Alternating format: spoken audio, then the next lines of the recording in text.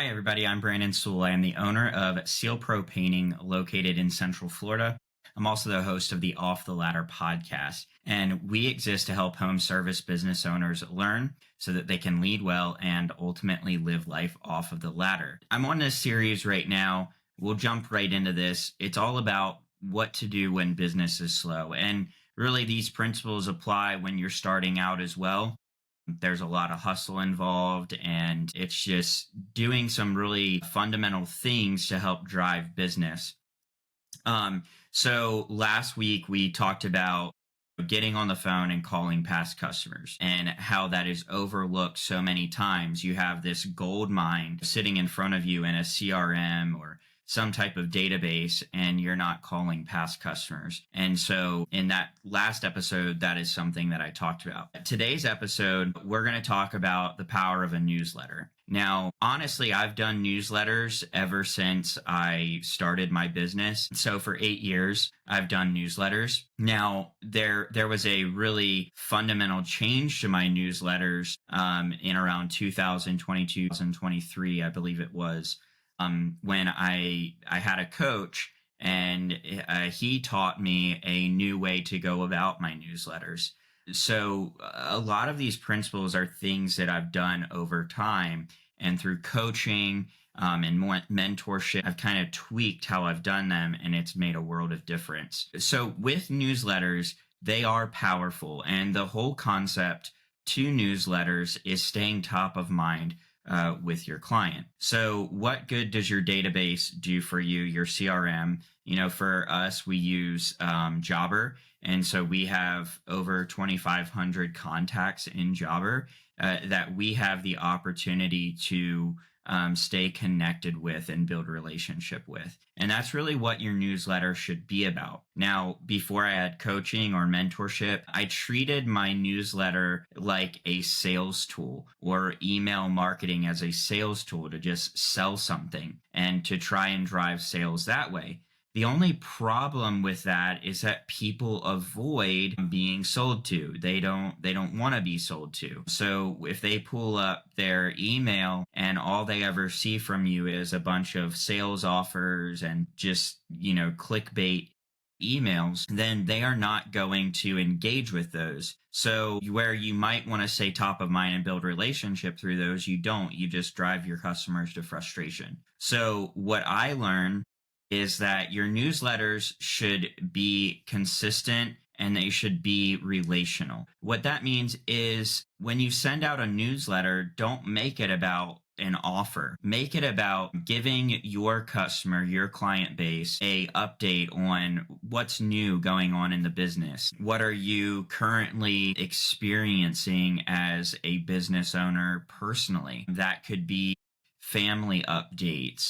It could be a vacation you took. It could be your favorite restaurants around town. It could be your favorite places to visit in your local area with your kids and family to have fun. Really what it is it's building relationship, and then it's becoming a source of, it could be a source of entertainment, a source of information, a source of just relationship and connection. And so you want to get away from the sales, and you want it to become like this thing that customers look forward to getting and seeing updates and information and all of those things. So we've shared things over the years of, what are our Christmas traditions? What do we do on the new year? Where are our favorite places to vacation? If we were doing like a local staycation, what are some fun things that we like to do in our state?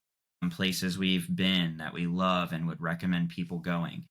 We've given updates about our family growing and expecting children and children being born and anniversaries and birthdays and all of those things. We get a ton of feedback on from customers. And so what that does, again, is it helps to build relationship. It helps to foster connection and communication with your past clients, which in turn can lead to future work. Because now you've created this relationship that isn't all about sales. You're letting your customers into your world, and then they feel more connected to you. So the next time that painting project comes up, the first person they think about is whoever at whatever company, and that's who they're going to use.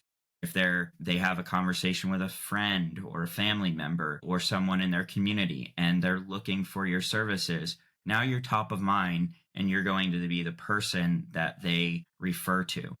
So do newsletters. They're incredibly valuable. And I think some takeaways from this episode would be if you don't have a CRM to collect your customer data, then you need to get one. And if you want to, you can use Jobber. In my show notes after the show, you can go look. There's a link where you can sign up for Jobber. And if you do, I'd really appreciate it if you use my link because I do get credit if you choose to sign up. And again, if you have any questions about Jobber, reach out to me directly. I would love to answer any questions that you have to make it a great experience using Jobber as your software. Now, the other thing is the newsletters. You might be thinking, well, how do I send a newsletter? Well, what's great is when you have Jobber, you can also use Jobber marketing. That's one way that you can go about it. And so with Jobber marketing, you can actually send out automated emails. You can send out newsletters, you can send out whatever you want to with Jobber marketing. And they make it really simple, easy, seamless, and you can send it to all your contacts. Now, the other thing you could do is use like a third-party app or software like MailChimp, which for a long time before Jobber marketing, we used MailChimp to send out our monthly newsletters. So there's different resources out there, but ultimately, big things are have a CRM, have a newsletter, do it consistently, make it relational. I hope that's some actionable advice for you on doing newsletters. If you have any other questions about it, please reach out to me and I'd love to be a resource to you to get that going. And as always, thank you so much for listening to the Off the Ladder podcast. Again, resources are in the show notes below. Stay tuned next week as I share another great tip on what to do when business gets slow. I'll see you next time on the next episode of the Off the Ladder podcast.